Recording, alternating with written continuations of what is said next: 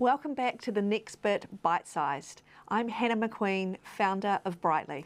And I'm Mark Leishman. Now, as we age, some physical changes are inevitable. Strength declines, recovery slows, and our bodies don't bounce back the way they used to. But even if you do feel great today, your biology is still changing. Now, this means how you look after yourself needs to change too. Now, in this bite-sized episode, Brightly's lead geriatrician, Dr. Cheryl Johnson, helps us understand what parts of ageing are inevitable and where do we still have real influence. So, Cheryl, what parts of ageing are non-negotiable? It's going to get us. I'm sorry to say, I guess it's things like skin wrinkles and loss of collagen in our skin. Sorry. Don't you worry, you've got nothing to worry about. No, so, I mean, that is an inevitable part of ageing, but yeah, I guess to be serious, ageing affects all parts of the body, from top of your head all the way down to your toes, and that those changes don't necessarily lead to disease, but there are changes.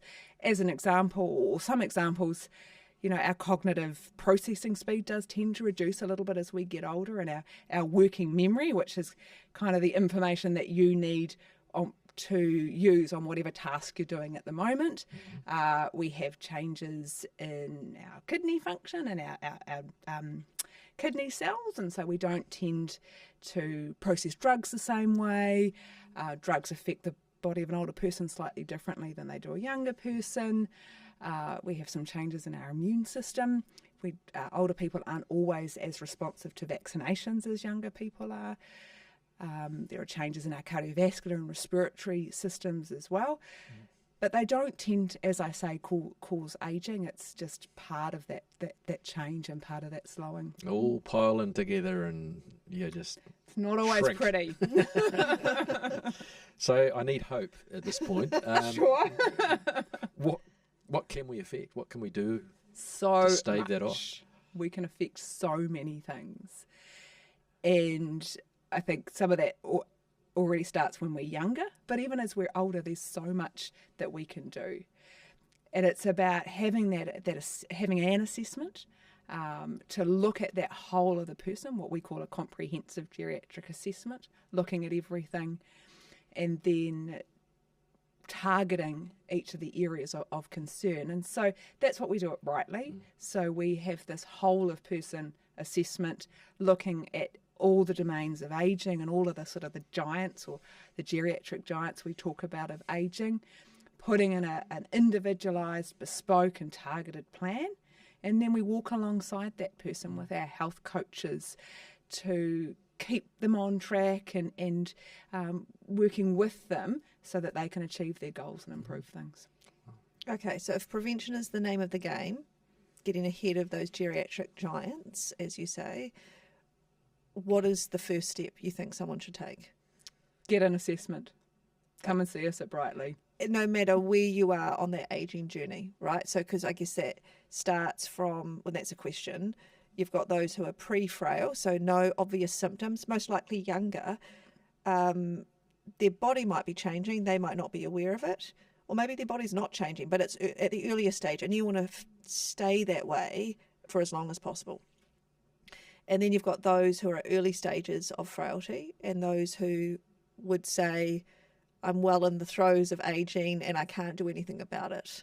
I'm just going to let it ride. So all those stages, you're saying that for all of them, the first step is let's get a baseline. Let's cover off everything and work out where you're at and how we can improve it. Absolutely. There's things that we can do at all of those stages. Okay. You really want to be ahead of the curve, as we talked about. You really want to be doing it before the manifestations of the disease start to come out. When people have risk, but they're not actually at the disease process place. But even, for frailty, there are things that we can do for the frail older person or the person who's got those diseases of ageing. There's plenty that we can do in terms of exercise, in terms of diet, in terms of falls prevention, in terms of cognitive health.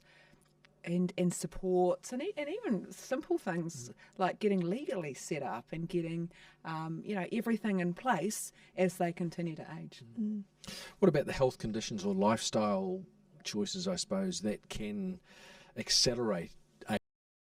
There are a number of conditions that do occur or accelerate within older age, and there's particularly things like cardiovascular disease. So we're talking about heart attacks and strokes. We know that cardiovascular disease underpins dementia and most of the dementia subtypes that we have. So, addressing your cardiovascular risk factors early is going to be really important for preventing dementia down the track. Other diseases, things like cancer, thinking about your cancer screenings that, are all age-related, breast, cervical, prostate, obviously depending on your sex, making sure that, you're looking after your skin, making sure that you're, not developing skin cancers are all really important for aging. Bone health. Keeping your bones as strong as you can for as long as you can is also really important. So plenty of things that we can do. We look at all, in our Brightly assessment, we look at all of those domains and more and put in that targeted plan for that individual. So what sort of exercise are you talking about that can help, your strength, your balance, I guess, which then leads to your independence? Yeah, so when we talk about exercise for older people, we mean aerobic exercise, which is as simple as walking. We also talk about strength and balance training, and we talk about resistance exercise for muscle function. So a combination of all of those things. Then you can throw in stuff like Tai Chi, which is really great for older people, really great for your balance, and also something you do socially. So, people get together and do Tai Chi and things. So I never see them talking while they do it, though. but they're all moving together. You have to coordinate yourself. You want to have a chat? It's afterwards, Hannah. Okay. That's the coffee They're always afterwards. concentrating when I see them in the park. Have a cup of tea after your Yeah, Tai that's Chi. right. So, walking, doing the sort of balance exercises, things like, practicing standing on one leg for a period, standing on the other, crouching sort of things, all these safe exercises that older people can do. And then, something around using a bit of weight training in there as well is good exercise for older people. What about just everyday life? If if you've got a garden or something, or you work around your property, if you've got a property, is that all? That's all positive too. Is that as good as doing exercise?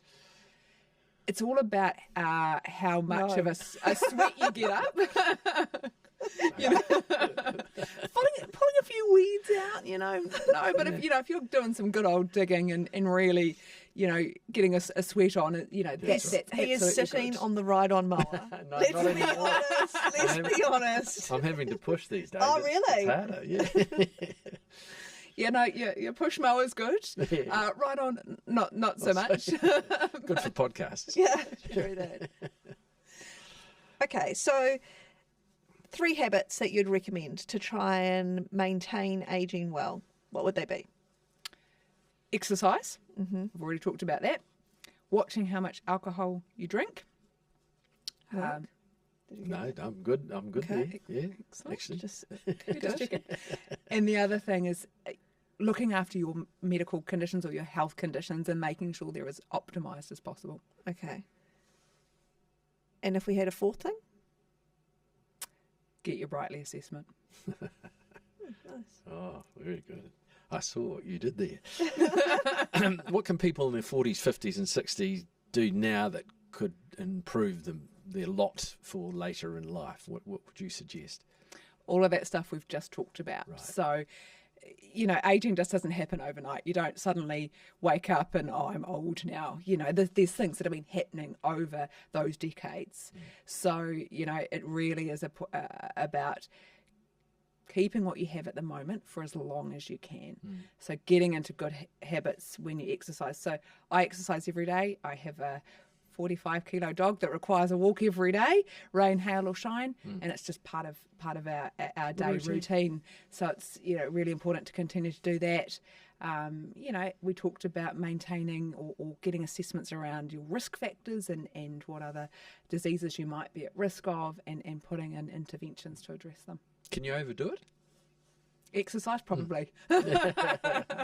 Well, is it really a risk? Not for me. Yeah. I wasn't I mean, maybe if you spent an hour in the gym and that was your first time and you might be a bit sore afterwards. But, I think it's about a planned and, just slowly, incrementally increasing the exercise that you're doing. We're not expecting you to go out and, pump iron in the gym for an hour tomorrow and having never done it before. It's, it's just those Build up. slow, build up. Well, thank you once again, Dr. Cheryl. If you want to learn more, you can listen to the full-length podcast, Can You Actually Slow Aging? Or click on our bite-sized episodes. There's a lot of them there. They're right there for you where you found this episode. We would love your feedback on the podcast, so please review and subscribe. And feel free to contact us on our social media. All the details are in the show notes. To learn more about how Brightly can help you age well, go to agebrightly.co.nz.